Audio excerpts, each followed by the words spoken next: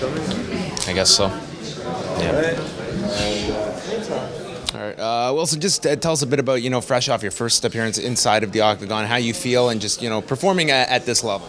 Man, I feel great. I think I could perform much better. It was a short notice fight. I did my best, to come out with the win, and thank God I did. But I will go back, have a rest a little bit a week, and go to full camp. Man, I want to perform the highest here. Tell us just a bit about, how you had to kind of customize this training camp for taking this on such short notice. It was overall it was about 2.5 weeks. Short notice. So. First I have to go right to a diet. I was 168 pounds to make the 136-pound limit.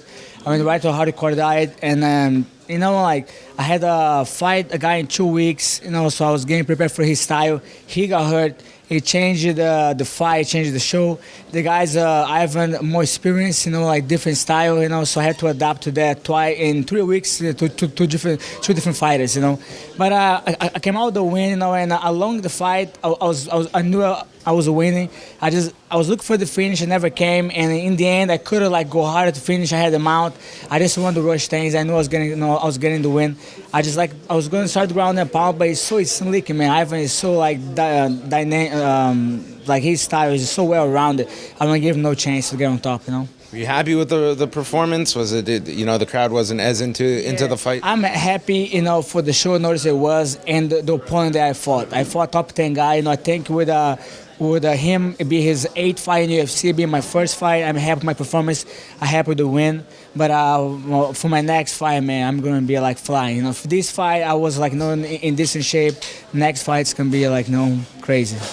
How much weight did you say you cut? 32 pounds, 168 pounds when I got the call from my manager and my trainer. I just my last fight was in December, so it was there was no fight, there was nothing around. So I just my weight was up, I was training hard, but my weight was high. So when I got the call, I went right to salad and chicken, pretty much it. But make the weight wasn't a problem. You just have to go, the first week it was hard to adapt. I was getting tired doing the workout. It was just I just cut the carb, 100%, but it wasn't a big deal. And how long a span was that you cut the 32 pounds? I got the call probably 2.5 weeks, yeah. Oh, wow. Yeah. That's a lot of weight. Yeah. Yeah, but I felt good with this weight cut. I didn't gas today. I got a little tired towards the end, but I kept a decent pace beginning to the end, Yeah. Considering they had such a short time to prepare and so much weight to cut, what was the training like for this fight? Man, I'm already training twice a day. This was twice a day, and I had a run. I was running every night to cut the weight, so I was still trained. I was running for hour to hour and a half, every day.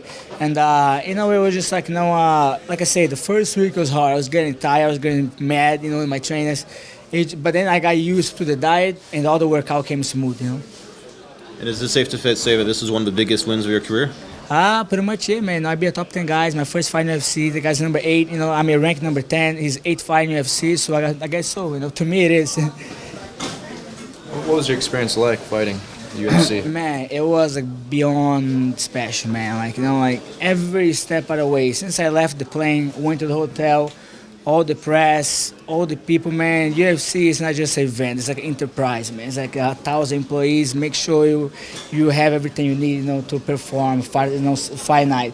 And it was, I fought in the bigger promotions. I would say number 2, number 3. It's a difference between a number 1 and number 2. Besides UFC, UFC is number 1, number 2, all the way down. And I'm just so happy that I made it up here. I'm just so excited for my next fight. I'll be a top 10 guy. It wasn't my craziest performance, I think. But I think I should get the credit because I'll be a top 10 guy. Hopefully they keep me in the mix, for my next fight. Some fighters, they say that, PR is a nuisance. They don't really like doing it. Do you embrace it?